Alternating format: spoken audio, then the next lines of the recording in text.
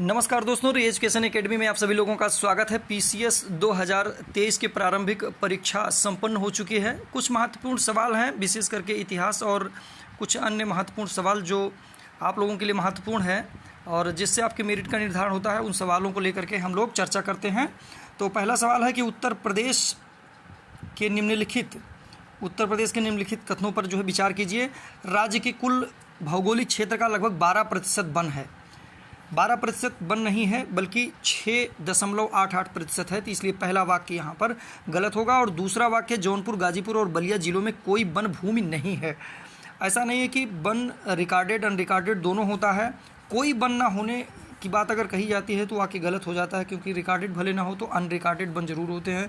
तो इसलिए इसमें बी विकल्प सही होगा, ना तो एक ना तो दो, क्योंकि दोनों ही वाक्य यहाँ पर गलत हैं।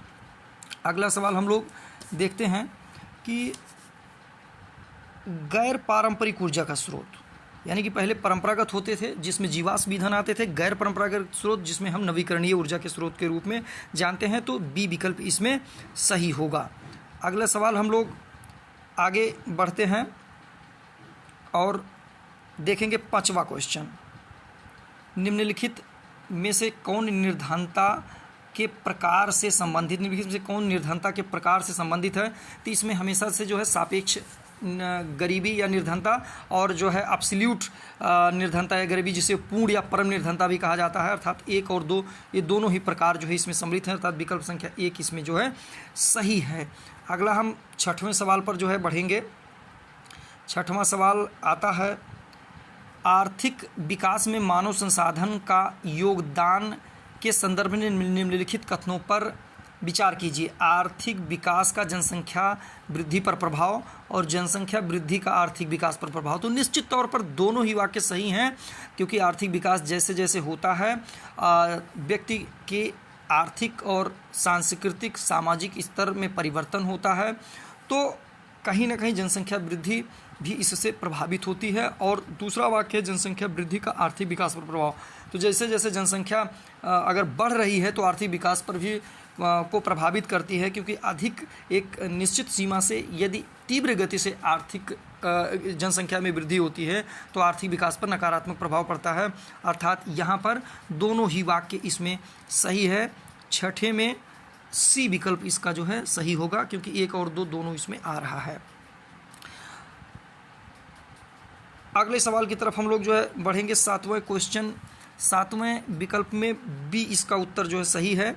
सातवें विकल्प में बी उत्तर इसमें सही होगा, क्योंकि इसमें पहले संविधान सभा की बैठक होती है और इसके बाद प्रारूप समिति की नियुक्ति होती है, संविधान को अंगीकृत अधिनियमित किया जाता है और उसके जो है प्रवृत्त होने की तिथि होती है, यानी कि लागू होने की तिथि होती है, क्योंकि 26 नवंबर 1949 को संविधान को अंगीकृत अधिनियमित किया गया और पूर्ण रूप से संविधान को 26 जनवरी 1949 ईस्वी को लागू किया गया। तो इस तरीके से विकल्प बी इसमें सही होगा। अगले सवाल की तरफ हम लोग जो है बढ़ते हैं। आठवां क्वेश्चन है, आठवें में बी उत्तर इसका सही होगा। आठवें में बी उत्तर सही होगा, क्योंकि मलेरिया अगर इसमें देखा जाए तो प्रोटोजोआ से होता है, डी में 2 होगा। और यहाँ पर अगर देखेंगे डी में ऊपर से नीचे तक तो केवल एक ही विकल्प में 2 आया है, अर्थात वो सीधा हम जो है सिलेक्ट करेंगे उत्तर बी को, जिसमें 4 में ए में 4, बी में 1, सी में 3 और डी में 2 होगा। क्योंकि कई बार ऐसे होता है कि यदि डी के सामने 2 बार 2 आया होता या 3 बार 2 आया होता तो हमें अन्य विकल्पों पर बढ़ने की आवश्यकता होती, लेकिन यहाँ पर चूंकि डी विकल्प में केवल एक ही डी विकल्प के समक्ष आ रहा है 2, तो इसलिए जो है सीधा इसका बी आंसर यहाँ पर सही होगा। अगला प्रश्न हम लोग देखते हैं। 9वें प्रश्न पर हम लोग चल रहे हैं। 9वें प्रश्न में सी विकल्प सही है। 9वें विकल्प का सी विकल्प सही है, क्योंकि मीरात ए सिकंदरी क्वेश्चन संख्या 9 में ए विकल्प सही है। सॉरी, इसमें 9 में विकल्प संख्या ए सही है। ए में गुजरात का विजय, मीरात ए सिकंदरी में गुजरात का विजय आता है। इसी तरीके से जो डी है रियाजुल इंसा, ये महमूद गवा के पत्रों का संग्रह है, तो डी में 3 आएगा। तो अगर इस तरीके से ए में 4 और डी में 3 को देखा जाए तो इस तरीके से यहाँ पर ए विकल्प ही सही होता है। क्योंकि 3 केवल ए बी सी में आ रहा है, अर्थात ए बी सी में एक विकल्प सही होगा, और चूंकि यहाँ पर 4 ए बी सी में केवल ए में आया हुआ, अर्थात विकल्प संख्या ए यहाँ पर सही होगा, विकल्प संख्या ए यहाँ पर सही होगा। अगले सवाल की तरफ हम लोग बढ़ते हैं। 10 क्वेश्चन नंबर 10 पर नीचे दिए गए कथनों में से अभिकथन ए और दूसरे कारण है, दोनों के संदर्भ में देखना है। यहाँ पर है देश के पर्यावरण को बनाए रखने के लिए जनसंख्या नियंत्रण आवश्यक है। इसमें लिखा हुआ देश के पर्यावरण को बनाए रखने के लिए जनसंख्या नियंत्रण आवश्यक है। निश्चित तौर पर जनसंख्या नियंत्रण आवश्यक है, क्योंकि अगर पर्यावरण को हमें बनाए रखना है तो जनसंख्या में संतुलन स्थापित करना होगा। एक सीमा से अधिक जो है जनसंख्या अगर वृद्धि होगी तो वनों की कटाई होगी, क्योंकि हमें खाद्यान्न के रूप में अनाज चाहिए और उसके लिए भूमि का होना आवश्यक है। तो पर्यावरण की गुणवत्ता बनाए रखना उस समय संभव नहीं होगा, क्योंकि जनसंख्या के भोजन की आवश्यकता को पूरा करने के लिए हम जंगलों की कटाई करेंगे। तो ऐसी स्थिति में जो है यहाँ पर देश के पर्यावरण को बनाए रखने के लिए जनसंख्या नियंत्रण आवश्यक है। तो यहाँ पर एक विकल्प सही होगा, और दूसरा है जनसंख्या में तीव्र वृद्धि के कारण पर्यावरण संतुलन बना रहता है। जनसंख्या में तीव्र वृद्धि के कारण पर्यावरण संतुलन बना रहता है, ये कैसे बना होगा? क्योंकि पहला वाक्य यदि सही होगा तो दूसरा वाक्य अपने आप में जो है गलत होगा, यानी कि इसमें 10 में विकल्प संख्या बी सही होगा। एक सत्य है किंतु दूसरा गलत है, एक सत्य है और दूसरा गलत है। सी और डी में या तो दोनों सत्य हैं या तो दोनों असत्य हैं। तो दोनों सत्य हैं तो दोनों सत्य है नहीं, एक सत्य एक असत्य है। तो ऐसी स्थिति में 10 में विकल्प संख्या बी आंसर इसमें सही होगा। 10वें में विकल्प संख्या बी आंसर सही होगा। अगले सवाल पर हम लोग जो बढ़ते हैं, 11वां है कि निम्नलिखित में से कौन सा संगठन दिल्ली में वायसराय लॉर्ड हार्डिंग पर बम फेंकने के लिए उत्तरदायी था? तो अनुशीलन समिति था, और अनुशीलन समिति एक क्रांतिकारी संगठन था जिसके द्वारा देश में आज़ादी लाने के लिए प्रयास किया गया। तो अनुशीलन समिति इसका जो है सही आंसर होगा। अगले सवाल पर हम लोग बढ़ते हैं। अगला सवाल है निम्नलिखित में से जनवरी 2023 में न्यूजीलैंड के प्रधानमंत्री के रूप में चुना गया है? तो ये क्रिस हिपकिंस थे। क्रिस हिपकिंस को यहाँ पे 2023 जनवरी में न्यूजीलैंड के प्रधानमंत्री के रूप में चुना गया है। अगला सवाल हम लोग देखते हैं कि दर्शन प्रचारक सही सुमेलित हैं, सही सुमेलित है। तो न्याय दर्शन गौतम के द्वारा जो दिया गया था, बाकी और सभी ये अलग अलग तरीके से जो है गलत हैं। तो डी विकल्प इसमें 13 में जो सही होगा, 13 में विकल्प जो है डी सही है। अगला प्रश्न है 14, भारत में जनगणना का कार्य सर्वप्रथम कब किया गया था? जनगणना का कार्य सर्वप्रथम कब किया गया था? तो वे वर्ष 1871 और 72 में किया गया था। और उस समय वहाँ पे जो अंग्रेज़ों के समय में जो है भारत भेजा गया जो व्यक्ति था वो नॉर्थब्रुक था। इनके समय में जो चुना गया था, उसके बाद जो प्रति 10 वर्ष के बाद निरंतर इसमें 71-72 के बाद जो 81 से रेगुलर जो है होता रहा। अगला इसमें 14 में विकल्प संख्या ए सही होगा। उसके बाद हम लोग अगला सवाल देखते हैं, क्वेश्चन नंबर 18। क्वेश्चन नंबर 18, पंचायतों के समस्त चुनावों का संचालन करता है? पंचायतों के समस्त चुनावों का संचालन यानी कि वर्तमान समय में आपने देखा होगा स्थानीय निकाय उत्तर प्रदेश में चल रहे हैं। स्थानीय निकायों के अंतर्गत नगरीय क्षेत्र में चुनाव और ग्रामीण क्षेत्रों में चुनाव होता है। तो जो ग्रामीण क्षेत्रों में चुनाव होता है उसी पंचायतों को चुनाव कहते हैं। ये राज्य निर्वाचन आयोग के अंतर्गत जो होता है। विकल्प संख्या सी इसमें सही है। इसके बाद 19 पर हम लोग आते हैं, क्वेश्चन नंबर 19, पंचायत राज पर अशोक मेहता समिति प्रतिवेदन 1977 की प्रमुख सिफारिशें थी। इन्होंने 3 व्यवस्था, जो बलवंत राय मेहता 57 में रिकमेंडेशन आई थी 3 स्तरीय के स्थान पर, तो इन्होंने 3 स्तरीय के स्थान पर 2 स्तरीय व्यवस्था दिया था, ये भी सही है। एक मंडल को माना था, दूसरा जो है तहसील या खंड को माना था, तो ये भी सही है। यानी कि 1 और 2 दोनों सही हैं। विकल्प संख्या ए इसमें जो है सही माना जाएगा। अगला हम क्वेश्चन नंबर 21 को देखेंगे। क्वेश्चन नंबर 21, चरक संहिता कितने अध्याय और खंडों में विभाजित है?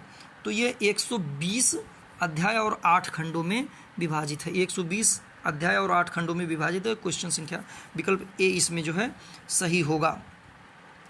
अगला सवाल हम लोग क्वेश्चन नंबर 25 को देखेंगे। अभी इसके दूसरे और तीसरे चरण में सभी प्रश्नों को सम्मिलित करेंगे। सबसे पहले इसमें अभी हम लोग हिस्ट्री के क्वेश्चन को इसमें सॉल्व कर रहे हैं।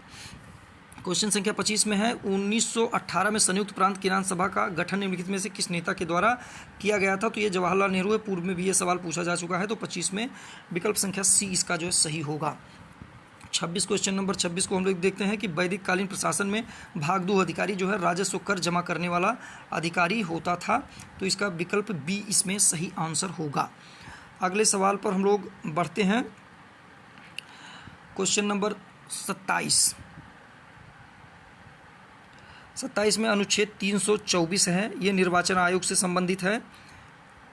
इसको हम थोड़ा सा जूम करते हैं। अनुच्छेद 324 निर्वाचन आयोग यानी कि ए में 4 होगा। ए में 4 अगर देखेंगे तो केवल विकल्प संख्या डी में यहाँ पर दिया हुआ, अर्थात आप एक ही विकल्प से इस प्रश्न को हल कर सकते हैं। हालांकि इसको अगर और देखना है, क्लियर करना है, तो इसमें और भी दे सकते हैं। जैसे अनुच्छेद 315 है तो ये लोक सेवा आयोग से संबंधित है, यानी कि विकल्प बी में जो है 3 देखिए यहाँ पर भी आ जा रहा है। 280 वित्त आयोग है तो 2 होना चाहिए, सी में 2 भी आ रहा है, यहाँ पर देख लीजिए। और अगला बचता है 338 तो अनुसूचित जाति से संबंधित है, तो डी में 1 हो रहा है। तो विकल्प संख्या डी यहाँ पर राइट आंसर आपका होगा। अगले सवाल पर हम लोग बढ़ते हैं। क्वेश्चन नंबर 29 पर आते हैं। मिलिंद पान्हो, राजा मिलिंद और एक बौद्ध भिक्षु नागसेन के बीच एक मध्य संवाद के रूप में जाना जाता है। तो 29 क्वेश्चन नंबर में विकल्प सी सही होगा। अगले सवाल पर हम लोग बढ़ते हैं। विकल्प क्वेश्चन नंबर 30, स्पेयर पुस्तक किसने लिखी है। स्पेयर पुस्तक प्रिंस हैरी के द्वारा लिखा गया है। प्रिंस हैरी, क्वेश्चन नंबर 30 में स्पेयर पुस्तक प्रिंस हैरी के द्वारा लिखा गया है। तो 30 में विकल्प संख्या सी सही होगा। अगले सवाल पर हम लोग बढ़ते हैं।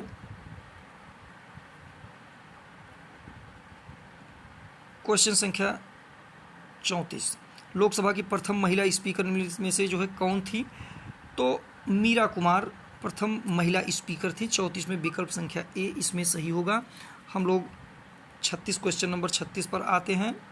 निम्नलिखित पेशवाओं के शासन काल पर विचार कीजिए तथा उन्हें काल क्रमानुसार व्यवस्थित कीजिए। तो 36 में पहले बालाजी विश्वनाथ आते हैं, फिर बाजीराव आते हैं, फिर माधवराव नारायण आते हैं और फिर नारायण राव आते हैं। पहले ये हैं, फिर बाजीराव हैं, फिर माधवराव हैं, फिर नारायण राव। तो इसमें 1, 2, 4 और 3, 1, 2, 4 और 3 यानी विकल्प संख्या ए 36 में विकल्प संख्या ये इसमें सही होगा। अगले सवाल पर हम लोग बढ़ रहे हैं। क्वेश्चन नंबर 39 पर। Question number 39, the challenge of world poverty यानी कि वैश्विक गरीबी की एक चुनौती पुस्तक गुरनार मिडल के द्वारा लिखा गया था। और यही एक व्यक्ति हैं जिन्होंने एशियन ड्रामा पुस्तक भी लिखा, जो कई बार परीक्षा में पूछा जा चुका है। अगले प्रश्न पर हम लोग आते हैं। Question number 40। क्वेश्चन नंबर 40 में जो ई.वी. रामास्वामी नायकर के बारे में है। असहयोग आंदोलन में इन्होंने हिस्सा लिया था। 1925 में इन्होंने कांग्रेस छोड़ दिया था। तो दोनों वाक्य सही है, यानी कि विकल्प डी इसमें सही होगा। दोनों 1 और 2 दोनों इसमें सही माना जाएगा। अगले सवाल पर हम लोग बढ़ते हैं। चूँकि हिस्ट्री का क्वेश्चन हम लोग अभी सॉल्व कर रहे हैं, तो बेसिकली हम क्वेश्चन नंबर 60 को जो है इसमें देखते हैं। प्रश्न संख्या 60 को इसमें हम लोग आते हैं। प्रश्न संख्या 60 पर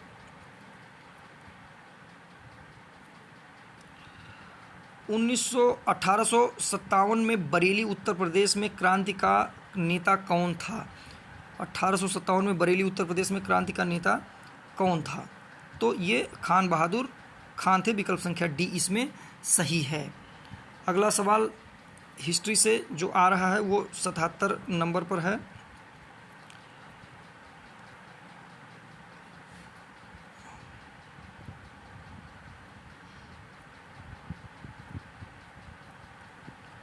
सतहत्तर नंबर पर अगला है सवाल। यहाँ पे प्राचीन काल के भारत पर आक्रमणों के संदर्भ में निम्नलिखित कथनों में से जो कौन सा कथन सही है। कालानुक्रम को सही बताता है, यानी कि पहले कौन सा घटना घटित हुआ, फिर दूसरा कौन सा हुआ, तीसरा कौन सा हुआ, इस रूप में। तो 77 में सी विकल्प सही है। यूनानी आए, फिर जो है शक और कुषाण। यूनानी शक पहला और कुषाण तो पहलो है नहीं, तो इसमें यूनानी शक और कुषाण को जो है सम्मिलित किया गया है।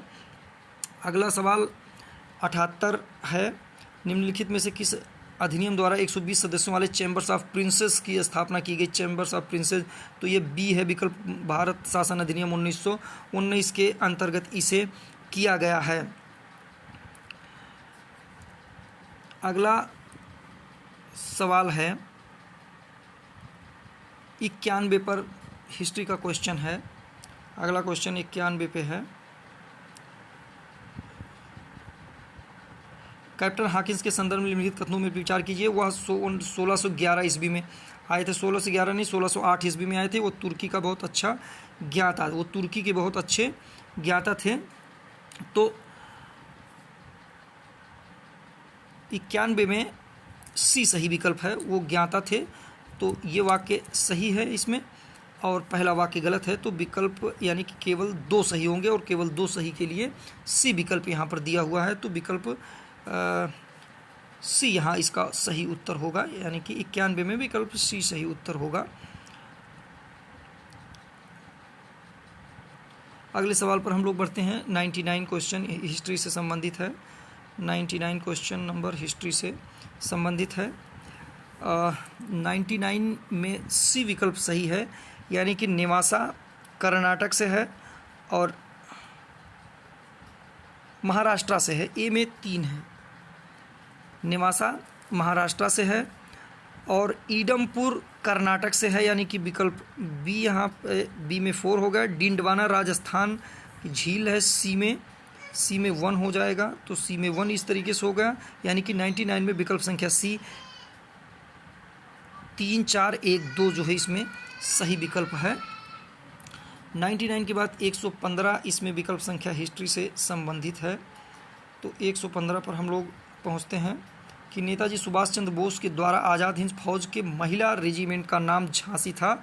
तो विकल्प संख्या बी इसमें 115 में विकल्प संख्या 115 में विकल्प संख्या बी इसमें सही हो जाता है। और 117 क्वेश्चन नंबर 117 पर हम लोग पहुंचते हैं कि निम्नलिखित में से कौन हड़प्पा संस्कृति के पूर्वी सीमांत जो है आलमगीरपुर मेरठ में है, उत्तर प्रदेश में। कई बार प्रश्न पूछा जा चुका है, तो इसमें विकल्प संख्या सी इसमें सही होगा। और अगला है 124 क्वेश्चन नंबर 124 पे हम लोग आते हैं कि निम्नलिखित में से कौन सा सही सुमेलित नहीं है। हमीदा बानू बेगम जो है अलाउद्दीन खिलजी की पत्नी के बजाय ये अकबर से संबंधित है, और यही सुमेलित नहीं है पूछ रहा है, इसलिए 124 में विकल्प संख्या बी सही होगा। जो गलत है वही सही होगा, और गलत यही है, तो यही सही इसका आंसर होगा। कई बार गलत होते हुए उत्तर सही होते हैं, तो इसलिए इसमें यही सही होगा। अगला क्वेश्चन 126 है, जो इतिहास से संबंधित है। खरीदादार कौन था? खरीदादार फरमानों को भेजने वाला अधिकारी था। तो विकल्प संख्या ए इसमें सही होगा, यानी कि 126 में ए इसमें सही आंसर होगा। अगला क्वेश्चन 132 है। अगला क्वेश्चन इसमें 132 पर हम लोग पहुंचते हैं।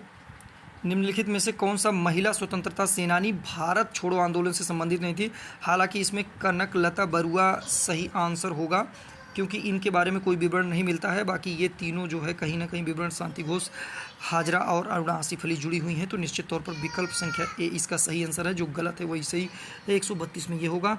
अगले सवाल 139 पर हम लोग बढ़ते हैं कि निम्नलिखित में से विद्रोह स्थान सही सुमेलित नहीं है। झांसी में जून में हुआ था और इसमें मई दिखा रहा है, तो यही इसका सही आंसर होगा। जो नहीं है यानी जो गलत है वही सही है, गलत यही है, अर्थात विकल्प संख्या ए इसमें सही होगा। अगला सवाल 149 पर हम लोग पहुंचते हैं।